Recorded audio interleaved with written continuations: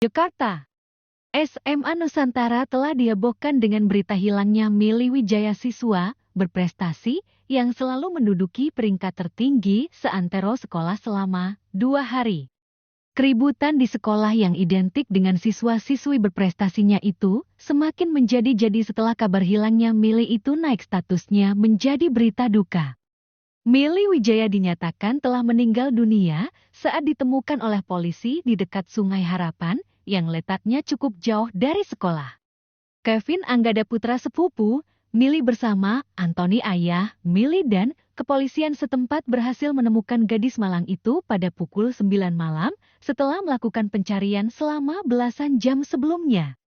Kevin mungkin syok karena pertama kali melihat mayat dengan kedua matanya sendiri dan meminta izin untuk tidak masuk ke sekolah selama beberapa hari setelah kematian sepupunya.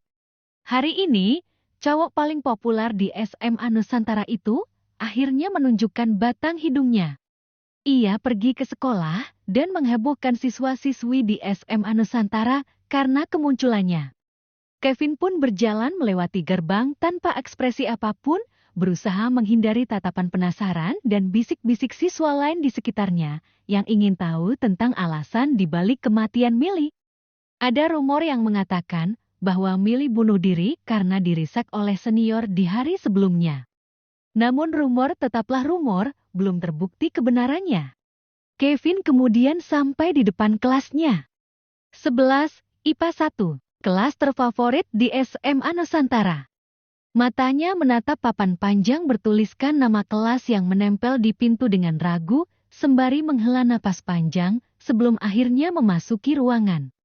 Laki-laki itu langsung mengedarkan pandangannya ke sekitar, mencari sahabat-sahabatnya yang juga berada di kelas itu, tapi sesuatu mengganggunya.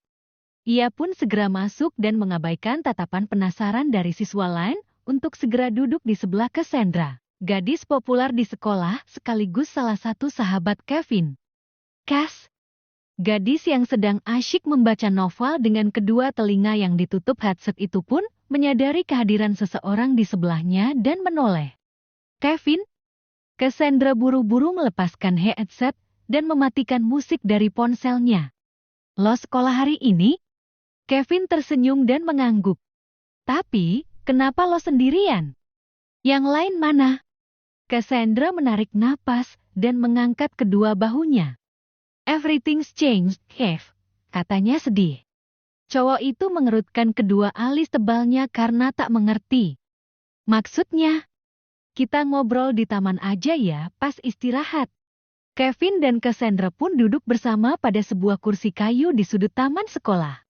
Terdapat beberapa pohon besar yang rindang di belakangnya, sementara bunga warna-warni yang sengaja ditanam para siswa pada pot plastik berjajar di sisi-sisi taman, melengkapi suasana teduh yang diciptakan tumbuh-tumbuhan hijau di taman itu sendiri. Cassandra menyedot teh kotak di tangannya dan menatap jauh ke arah lapangan di seberang taman sebelum akhirnya berbicara. Gue juga nggak tahu kenapa. Tapi semuanya berubah setelah mereka tahu Milly meninggal, Kev. Kevin meletakkan teh kotak miliknya ke samping dan menatap Cassandra penasaran. Maksudnya berubah? Cewek yang membiarkan rambut panjangnya terurai ke punggung itu pun mengangkat kedua bahunya dan menoleh ke arah Kevin. Seperti yang lo tahu, gue jadi sendirian semenjak Milly meninggal, katanya sedih. Clara memangnya kemana? Tanya Kevin ingin tahu. Bukannya kalian berdua selalu kemana-mana bareng ya? Pertanyaan itu akhirnya keluar dari mulut Kevin. Lagi pula siapa yang tidak tahu? Cassandra memang dikenal selalu dekat dengan Clara dan Milly.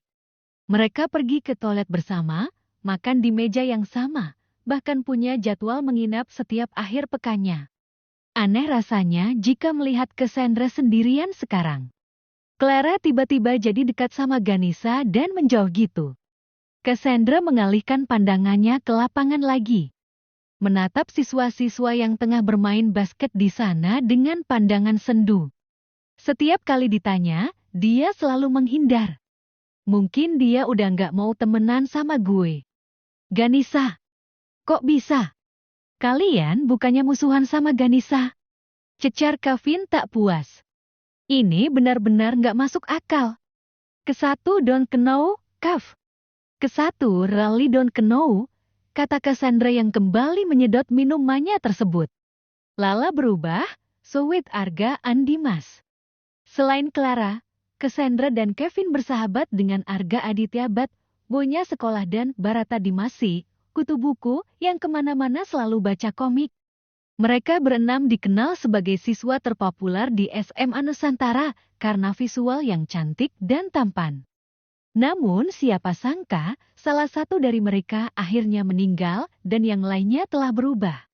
Kevin menatap Cassandra tak percaya. Arga juga. Bahkan si kutu buku Dimas pun melakukan hal yang sama. Begitu? Cassandra menggeleng lemah dan meletakkan teh kotak yang dibeli Samuel dari kafetaria sekolah ke sisinya, dekat dengan teh kotak milik sahabatnya itu. Arga diskors karena mukulin senior, sedangkan Dimas sibuk dengan persiapan lomba. Mereka kayak hilang ditelan bumi aja gitu, mereka udah nggak pernah nyari gue, tukasnya. Tapi anehnya mereka semua berubah setelah tahu kalau Millie meninggal. Kevin memicingkan matanya curiga. Apa jangan-jangan mereka tahu sesuatu? Kali ini giliran Cassandra yang mengerutkan dahinya. Maksudnya tahu sesuatu? Alasan dibalik kematian Millie? Gimana kalau mereka tahu sesuatu dan mencoba menghindar karena nggak mau bikin lo curiga? Tebak Kevin. Membuat kening cewek yang duduk di sebelahnya justru semakin berkerut dalam. Bisa jadi, kan? Bukannya Millie meninggal karena bunuh diri? Kayaknya lo harus tahu sesuatu, deh. Cassandra terkesiap. Gue nggak ngerti, asli. Sebenarnya apa yang mereka sembunyiin dari gue dan apa yang harus gue tahu dari lo, Kev? Laki-laki itu melihat ke kanan dan ke kiri, memastikan tidak ada siapapun selain mereka berdua di sana. Ia kemudian mendekatkan diri kepada Cassandra dan berbisik, gue nggak percaya kalau Millie meninggal karena bunuh diri, Cass. Cewek itu melebarkan matanya terkejut. Maksud lo, Millie mungkin meninggal karena dibunuh? Tanya Cassandra dengan suara yang tak kalah pelan. You must be careful with your mouth, Kev. Kevin menggelang kuat-kuat. Ia menatap Cassandra dalam dan penuh percaya diri. Gue nemuin kertas ini di tangan Millie malam itu, ungkapnya, seraya menunjukkan secari kertas yang telah lusuh kepada Cassandra. Dia pegang kertas ini erat-erat sampai kukunya sendiri hampir masuk ke dalam kulitnya. Cassandra yang penasaran pun akhirnya menarik kertas tersebut dari tangan Kevin dan membacanya perlahan. Someone please help me, Millie. Mata hitamnya yang bulat refleks melebar karena terkejut. Lo harusnya jangan simpan ini, Kev. Lo harus kasih kertas ini ke polisi. Pekiknya dengan suara tertahan, berusaha agar siapapun tidak mendengar suaranya, meski Cassandra benar-benar ingin memaki Kevin karena kebodohannya itu sekarang. Kevin mendesah dan menarik kembali kertas tersebut untuk kemudian menyimpannya kembali ke dalam saku celananya. Gue nggak bisa ngasih tahu ini ke Om Anthony, Cass. Gue nggak bisa lihat dia lebih sedih lagi, katanya beralasan. Jangan kasih tahu siapapun tentang ini, cukup gue dan lo yang tahu. Cassandra menoleh ke arah lain, ke tempat siswa-siswa lain bermain basket. Ia mendesah frustrasi dan menggaruk tengkuk lehernya canggung. No bu, what? Kita nggak punya petunjuk atas kematian Millie dan kita nggak mungkin nuduh sahabat-sahabat kita juga. Bukan. Millie selalu tertutup sama kita, tandas Kevin. Tapi mungkin ada sesuatu yang dia coba bilang sama kita. Tapi kitanya aja yang nggak sadar selama ini. Iya kan? Cass menggumam. Gue jadi bertanya-tanya, sebenarnya kita ini sahabat Millie atau bukan, sih? Dia meninggal pun, kita nggak tahu karena apa. Ia lantas menatap Kevin prihatin. Bukankah kita ini sahabat yang menyedihkan, Kev? Chapter 2:1. 8